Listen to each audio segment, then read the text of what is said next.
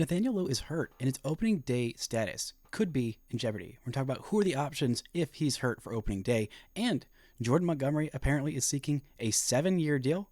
We're talking about all that and more on this episode of Locked On Rangers. Let's get into it. You are Locked On Rangers, your daily Texas Rangers podcast. Part of the Locked On Podcast Network, your team every day.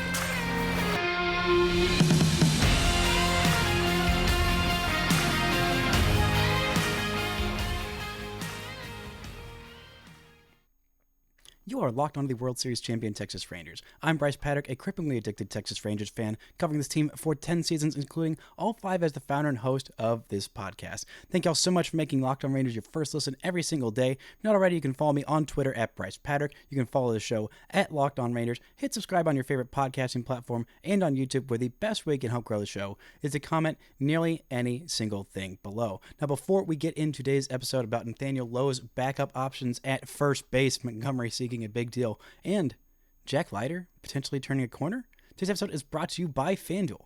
Make every moment more. New customers join today and you'll get $150 in bonus bets if your first bet of $5 or more wins. Visit FanDuel.com/lockedon to get started.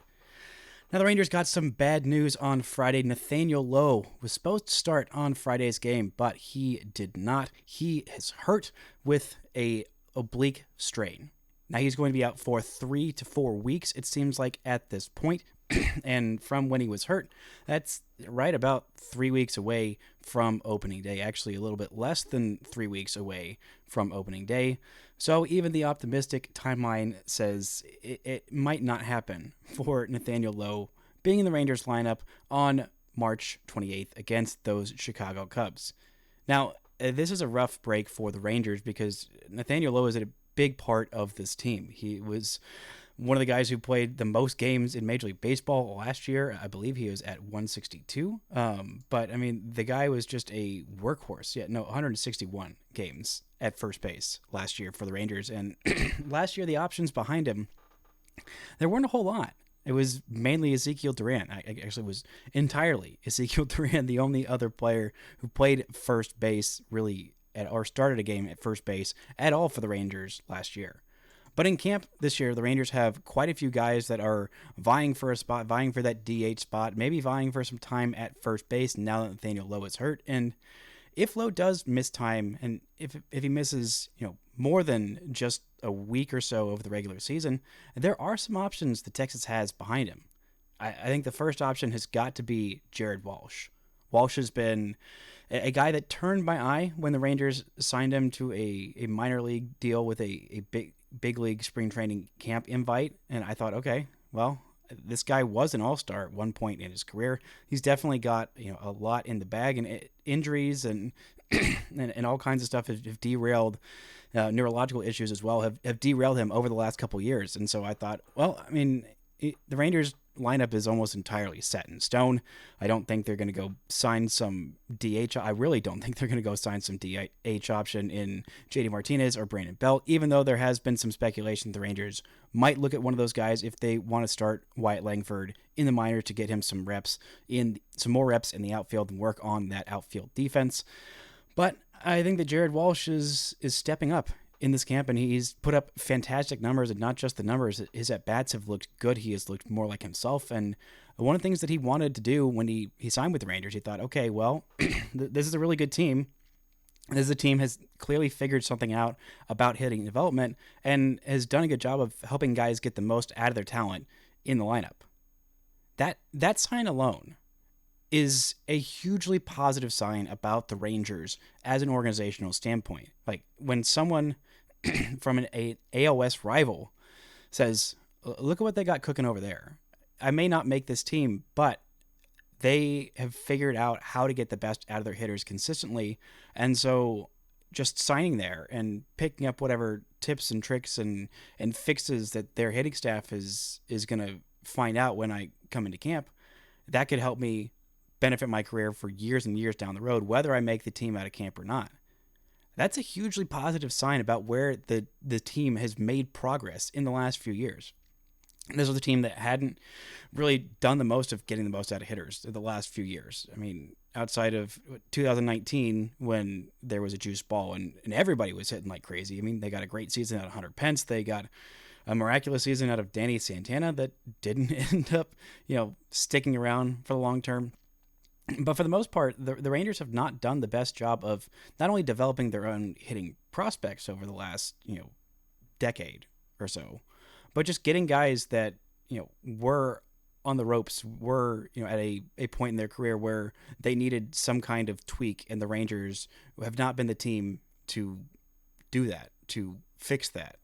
But right now, teams are looking at the Rangers and saying, okay, they've got the secret sauce of hitting. It's like when you look over at the Rays and you see them pick up some pitcher that, just has been god-awful or terrible, and think, why would they sign this guy? And then he immediately turns out to be amazing. They've done it with so many guys. I mean, Jeffrey Springs is one of the top options that comes to mind. I mean, with the Rangers, he was, a middle relief guy, and then he went to Boston, and he was not that great there either. And then he goes and signs with the Rays, and he turns into a mid-rotation starter.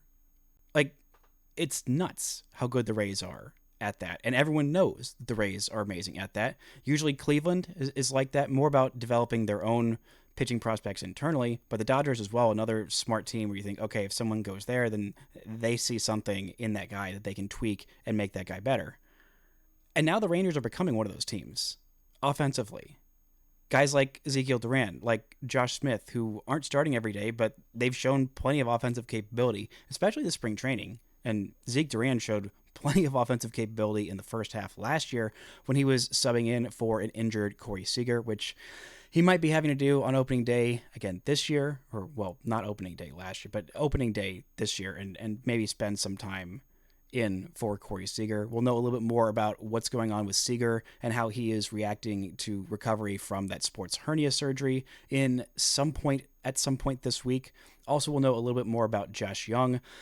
Basically the week of opening day, Josh Young was supposed to, initially the thought was he could play this last week, maybe Wednesday would be the earliest that he could DH in a game, but he hasn't been progressing quite as quickly as they would have liked. But they are being cautious with him and saying, all right, we're not going to push it. We're going to make sure that you're ready for opening day. And in those exhibition games at Globe Life Field against the Red Sox, the week of opening day, those kind of, matinee dress rehearsal kind of games, that's when the Rangers will see him in action in an actual spring training game, and probably not until that point. It's a little disappointing, but hey, as long as he's ready for opening day and he is fully healthy and ready to go, that is all that matters. That is the entire point of spring training. So it's not really that big a concern at this point. But I think of the guys who are also vying for that first base spot, if the Rangers have to miss significant time from Nathaniel Lowe, I think the other guy that is definitely on the Rangers' mind is Justin Foscue. Blaine Crim is also an option. Both those guys have looked pretty solid this spring. Foscue has struck out a little bit more than I would have liked, not walked as much as he usually does, and not quite displayed the power that we all know is there. The guy is a very, very good professional hitter. Long term, I think he ends up as a DH. Hadn't played a whole lot of first base before the spring, but is getting okay at it. And if that's where the Rangers have a spot on their roster, then this guy is good enough to hit big league pitching right now. I don't think he's going to put on Wyatt Langford numbers or, put up numbers like Evan Carter did in the back half of last year, or even really put up the offensive prowess that Josh Young did in his rookie year. But I think Justin Foscue's ready for the big leagues. He was solid in the minor leagues last year at AAA for the full season. Walked more than he struck out, hit a decent number of bombs, and he's a complete hitter, and he could help a lot of big league teams. But the Rangers lineup being so good, that's why he's not helping this major league team right now. Blaine Crim is a guy who I've liked for a long time. I think he's got some offensive upside for sure. A pretty solid offensive season last year. He's got some big power, strikes out a little bit much, and walks at a decent rate, got a decent approach at the plate, but to be a first base actual prospect, you got to really hit the absolute crap out of the baseball. He hits at a pretty good rate, but not something that's absolutely insane, and not something he doesn't hit quite at a rate. He doesn't have quite the offensive capabilities where you even really consider him supplanting Nathaniel Lowe as your everyday first baseman. But if he's a depth option, having those three guys in Jared Walsh, I think, is clearly far and away the leader in the clubhouse to either be the Rangers opening day DH or first baseman, but make that roster when it didn't look like he would, even as soon as recently as, a week ago.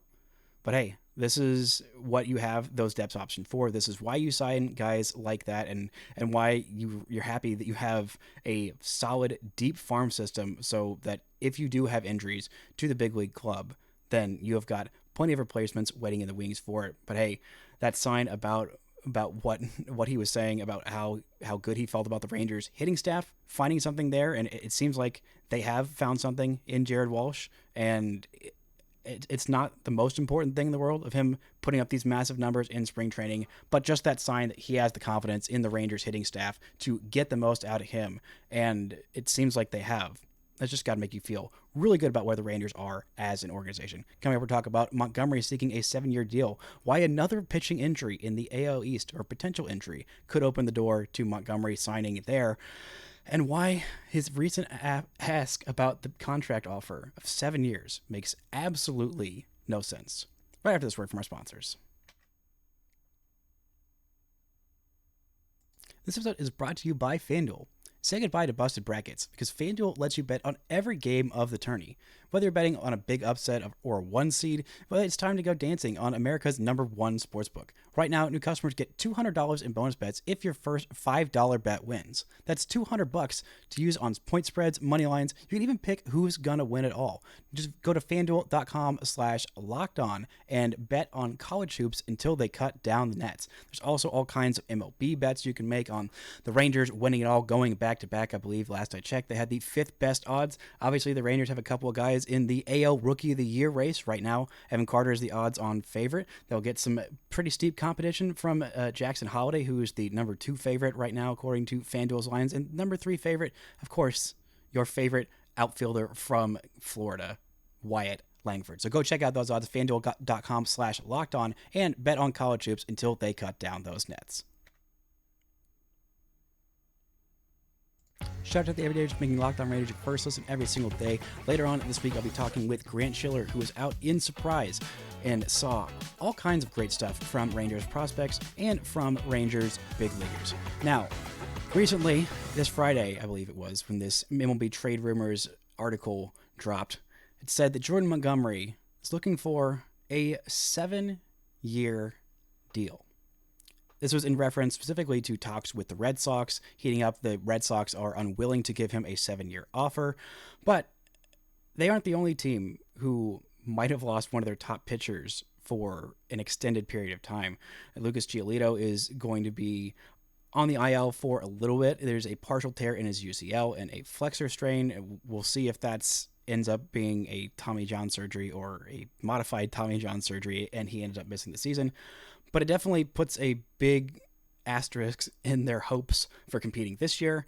My thought is that, initially my fear was, okay, well, the Red Sox, if they really don't want to finish last in the AL East again, then they're going to need some more pitching. Their young lineup is pretty promising, but they're going to need some pitching, and they've been linked very strongly to Jordan Montgomery. Another team that initially in the offseason was linked to Jordan Montgomery, but less so recently, has been the New York Yankees, but they might end up needing some pitching help because they got some terrible news this morning on Monday morning. Yankees ace Garrett Cole, this is according to a tweet from Jeff Passan.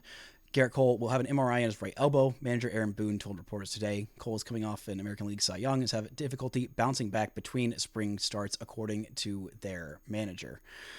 And this is not great news for people who are hoping for a Jordan Montgomery reunion in Texas. It's looking less and less likely by the day. It's looking more and more likely that he will sign. We are 17 days away from opening day, and Jordan Montgomery still isn't on a team, and Blake Snell still isn't on a team.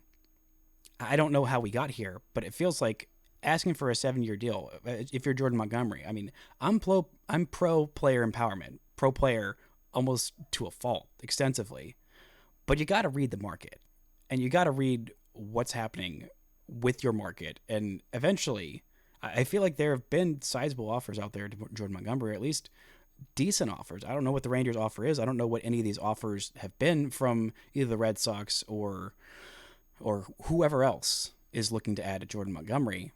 But it feels like this Garrett Cole news. I mean, the Yankees are not a team that is going to pull back on this year. They are very all in on this year. So this news about Garrett Cole is terrifying for the Yankees. They have already spent into the highest tax range. They have, I believe, the highest payroll in Major League Baseball at this point this season. And Juan Soto's a free agent at the end of this year. If they want to woo him about being on a competitive team, then they're going to need every bit of pitching they can get, because their pitching depth behind Garrett Cole is sketchy at best. Marcus Stroman is a guy who you can kind of count on. You feel pretty comfortable in knowing what they're going to get from him. But behind him, Carlos Rodon and Nestor Cortez are huge injury question marks at this point. And even when they're on the mound, it's kind of a question mark of what kind of, level of competency you're going to get from them. And then behind that, there is not nearly as much pitching depth as they've had in years past because of who they traded away to get Juan Soto, which, again, if you can get a Juan Soto, you pretty much give up whatever you can to go get Juan Soto, especially when you're in such a lefty hitter friendly park. But the Yankees are already a sunk cost this year. They're going to spend a lot of money, and if they have to buy their way out of this problem, then they just might do that. And Jordan Montgomery might be the best option available for them to get a deal done. But if Montgomery is asking for a 7-year deal and will not vie away from that, and that feels like a almost negligent behavior from Scott Boras in asking for those 7 years, because pitchers do not get 7-year contracts. This is not something that happens. This is the best of the best of the best are the ones that get those kind of guaranteed deals. Now let's look at some of the top pitcher contracts in free agent history, just in Major League Baseball history. Here's a pitcher who got 10 years. His name is Shohei Ohtani, $700 million. Then you have Yoshinobu Yamamoto, $325 million over 12 years. Then Garrett Cole, 9 years, $324 million. Steven Strasburg got 7 years right after winning his team a World Series, which he was a homegrown player and showed a little bit more aptitude and a little bit more, just a little bit more aptitude, a little bit higher ceiling than Jordan Montgomery when Steven Strasburg signed that 7-year deal that ended up ending in disaster, and he retired before this year, and that was signed before the 2020 offseason, and it just really did not work out. And you have David Price, signed a 7-year deal for $217 million back in the 2015 offseason. Clayton Kershaw got a 7-year deal. Max Scherzer got a 7-year deal with the Nationals in the 2014 offseason. Zach Greinke got a 6-year deal back when he signed with the Diamondbacks. Jacob deGrom only got a 5-year deal, and even if everything went perfectly, there was a 6-year vesting option for $185 million or up to $225, however many million dollars it ended up being. Verlander got a 7-year deal back in 2012 with Detroit. I mean, those are the kind of guys that are getting these deals, and I love Jordan Montgomery, and I am eternally grateful for him helping the Rangers win their first ever World Series championship. He is a Texas Rangers hero forever, no matter what happens, even if he signs with, whatever team you hate the most, which for most of you is probably the Houston Astros. Even if he did that, he's still a Rangers hero forever. But he is not in that upper echelon of guys like Max Scherzer, Justin Verlander, Jacob deGrom, Zach Greinke, Clayton Kershaw, David Price. He is not in the stratosphere of those guys. He has not won a Cy Young. He has not finished top 5 in Cy Young voting. He just is not. You're not that guy. You're not that guy. But the Rangers still, I feel like, eventually will be where things are shaking out. It seems like this is a place that he wants to be, and at some point push is going to come to shove, and he's going to want to pitch on a team this year, and hopefully pitch on a team, be on a roster on opening day, because at this point we are so close to opening day. I don't know if he's going to be ready. I can't imagine that he'd be ready with the amount of prep and start times and spring training reps that you need to get actually ready for opening day. We are less than 2 weeks away at this point. Actually, no, we're not quite 2 weeks away. We are almost 2 weeks away from opening day. 2 weeks and 3 days. It's time to get Jordan Montgomery on a team. and asking for these 7 years. It's just not feasible. He had all the leverage in the world. He had a great second half, great year overall between the Cardinals and the Rangers, was exceptional with the Rangers down the stretch, and exceptional in the postseason. But teams are not going to give out a historic level contract, which is what that would be in the 7-year range, unless he's asking for like $15 million a year in the 7-year range. Then that might be more feasible, but I don't think that's what he's asking. And it feels like a huge misreading of the market, and it feels like it's a little bit helping me understand why he is still a free agent at this point.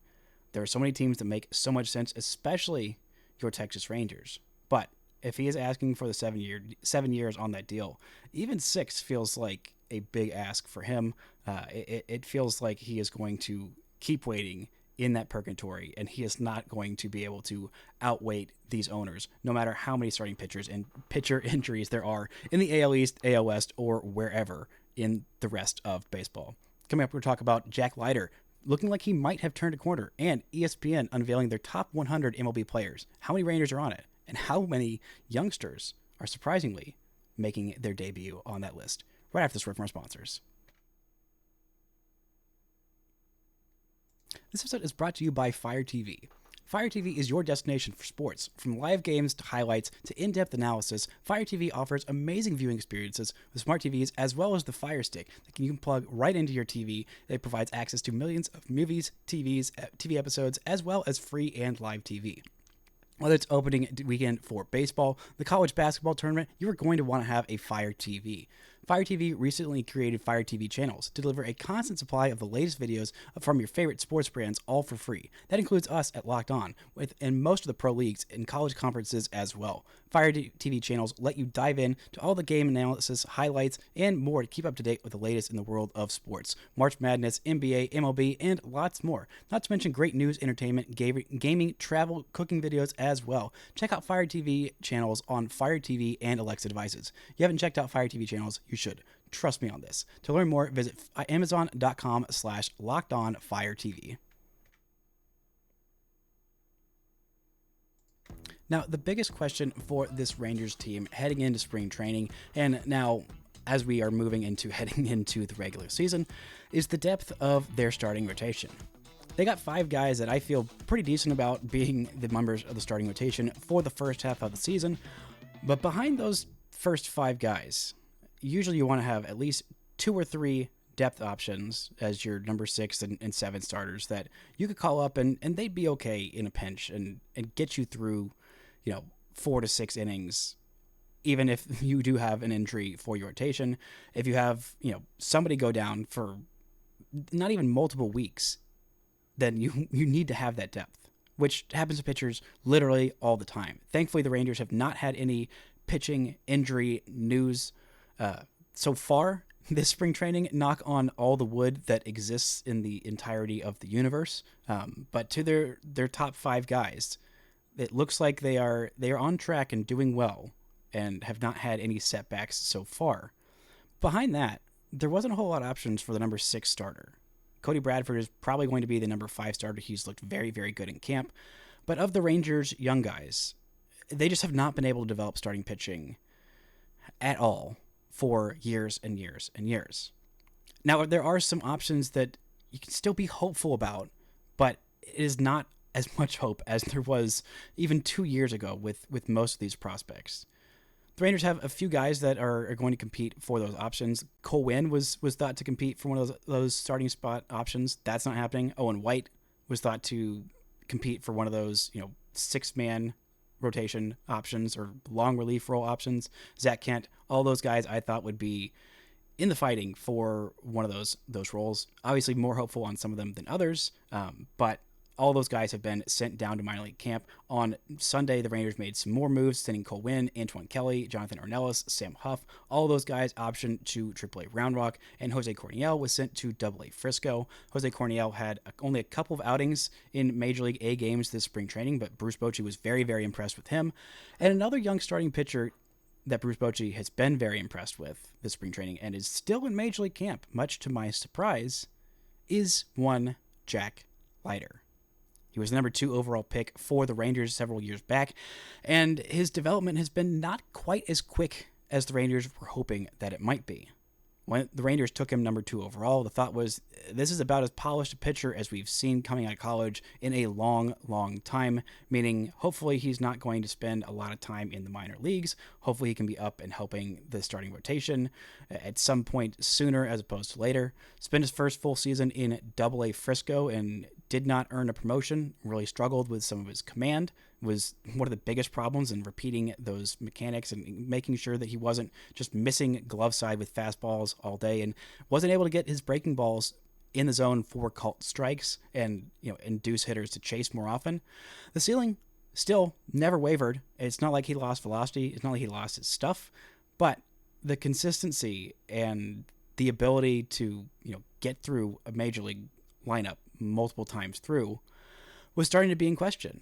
Because he couldn't, induce a lot of swings and misses, guys were just sitting on his fastball. And as good as his fastball is, big league hitters, if they know what's coming, they can time it up and tee it up and do so with regularity. And if he didn't have that off-speed stuff, those breaking balls that were both profiled to be potential plus pitches in the slider and the curveball, both those were very, very exciting pitches for him coming out of the draft. And he was not able to locate them nearly as well as the Rangers were hoping in those first couple of years. He's kind of got in his head, had a couple different stints on the development list last year, still spent the season mostly in Double-A Frisco, did end up getting a promotion to Triple-A Round Rock. And the thought was, at least by me and most of the people who I talked to around baseball, is that, okay, this guy's probably going to start in Triple-A, and maybe if he makes some major tweaks, then he's going to get to the big leagues at some point, maybe mid-season. But opening day rotation was not a thought in my mind and not a thought in most people's minds who I talked to about Jack Leiter. That wasn't an indictment on Jack Leiter or my thought that I don't think he can be a starting pitcher in an MLB rotation or even the Rangers rotation. I still think that very much. But the upside of, at the time, number 2 starter, maybe even number 3 starter, it was lessening my hope that he would become that day by day, because the Rangers have not even produced one singular number 3 starting pitcher in such a long, basically since Derek Holland was the last, true number 3-ish caliber starting pitcher. And he wasn't even really that for that many years. It's just been so long. But the fact that the Rangers still have Jack Leiter in Major League camp, and the fact that he's cut down those walks and the strikeouts aren't quite at the rate that I would, love for him. But hey, he is not walking guys. He is landing those breaking pitches for strikes. The fastball still looks electric, which is great news. He's playing a little bit more with that cutter that he added to his repertoire more last year, and that's really helping him out. The guy has been solid. He pitched 3 innings in his last outing. That was against the Kansas City Royals. 3 innings, 2 hits, 2 earned runs. Both of them came off of that home run. Did have a couple of walks and only 1 strikeout in those 3 innings of work. But that 1 strikeout was of Mr. Bobby Witt Jr., the best player on that Royals team by far. It's encouraging signs from Jack Leiter, and he's feeling more confident, more comfortable. Bruce Bochy is telling him how great he is. Everyone's telling him how great he is, and he is believing it and believing in himself a little bit more and feeling those mechanical changes that he's made, those tweaks that he has made to be more consistent, to be able to land those breaking pitches for strikes. That's an encouraging sign. I don't want to put too much pressure on Jack Leiter, more than he's already probably putting on himself, but of these guys that I'm still hoping about the Rangers maybe eventually one day churning out a number 3 starting pitcher in a rotation, I think he's, at this point, my most likely bet to be able to become that. And the Rangers are banking on that, and they need that now. They don't need that at the middle of the season. They need that starter depth now at this point. I like Cody Bradford, and I think he'd be a solid addition to this rotation. But if you can put Cody Bradford as your long man in your bullpen, make him the guy who comes in if somebody has an injury in the rotation and you need somebody to step in for a couple weeks or for a month or so, and that's your guy who you plug into the 5th spot in your rotation, you feel much better about your chances. This team is incredibly good, incredibly complete, and coming off of a championship. This lineup can hit their way out of a lot of problems, no matter what the starting rotation looks like. And the bullpen, I'm feeling a lot more confident than I was in the bullpen options, even at the beginning of the spring training. Mark Church has looked amazing. The Rangers have 4 pretty darn good options for back-end relief guys in Josh Sborz, Kirby Yates, David Robertson, and Jose Leclerc. I feel pretty good about all of those guys. And even some of the depth options. I mean, we haven't seen Jonathan Hernandez at all this spring so far. I'm not exactly sure what the deal is with that and whether he works out or not. Some of the guys, who I thought would be behind him on that pecking order are looking pretty darn good as well. Brock Burke has looked very good. Diego Castillo has looked very good. Mark Church has looked absolutely exceptional. Grant Anderson has looked really stinking good. If you have that many options that you're just rattling off of, like, all right, this guy looks pretty good, this guy, all of these guys look pretty good. And even Jose Urena, who I thought might be challenging for that number 5 spot in the rotation or a long relief role, who he's been effective in the past, but obviously not, the sexiest name. But still, having that many options, that's what you need. That's why the Rangers had so much success last year. It's because they had a bazillion starting pitcher options. Now, about half of them got hurt at some point or other during the year, and the best option of those only pitched in 6 games at the major league level in 30 innings. But still, because the Rangers had all those options, that is what allowed them to, still be in the hunt, still be competing. Even though they added 2 starting pitchers at the deadline, they still needed every single bit of what they got from the rest of their staff, from starters number 1 through 15. Or however many starting pitchers they ended up using in games last year. And if Jack Leiter can turn a corner and actually be a big league caliber starting pitcher, that is a hugely good sign for this team moving forward. Now, just quickly, I want to touch on the ESPN top 100 players. The Rangers had 5 players, I believe. 1, 2, 3, 4, 5. Yes, 5 players. And well, if Jordan Montgomery signs, then they'd have 6. But Corey Seager is, unsurprisingly, top of that list at number 6. Marcus Semien, all the way down at 24, felt really disrespectful, but he's over Jose Altuve and every other second baseman in the major leagues now that Mookie Betts is a shortstop. So I feel like that's, forgivable. Adolis Garcia at 34 jumped way up this list. And the last 2 guys on this list that kind of surprised me, I didn't expect them to be on there, Josh Jung at 89 and Evan Carter at 92. A really promising sign that ESPN says, hey, we saw what this kid did in that World Series run. He might not do exactly that for his first full big league season, but this kid is already one of the top 100 players in baseball. And in case you forgot, that kid is just 21 years old. Kind of surprised that there was no Nate Eovaldi on this list, no Nathaniel Lowe on this list, no Jonah Heim on this list. Felt kind of disrespectful. I feel like a lot of places I've seen, Gabriel Moreno being put well above him, and Gabriel Moreno is a, great young catcher, but his offense is nowhere near what Jonah Heim is bringing, and Jonah Heim's defense is, I'd say, at least comparable with what Gabriel Moreno is bringing. And seeing Jonah Heim left off another top 100 list is just really annoying, and I think disrespectful to a guy who was one of the best catchers in the game last year. But hey, none of these lists matter all that particular, but it's fun kind of seeing where the league sees this Rangers team and how much respect they are starting to get after that World Series run. That's going to do it for today's show. Thank y'all so much for listening and subscribing, and until next time, don't forget to enjoy World Series champion Texas Rangers baseball.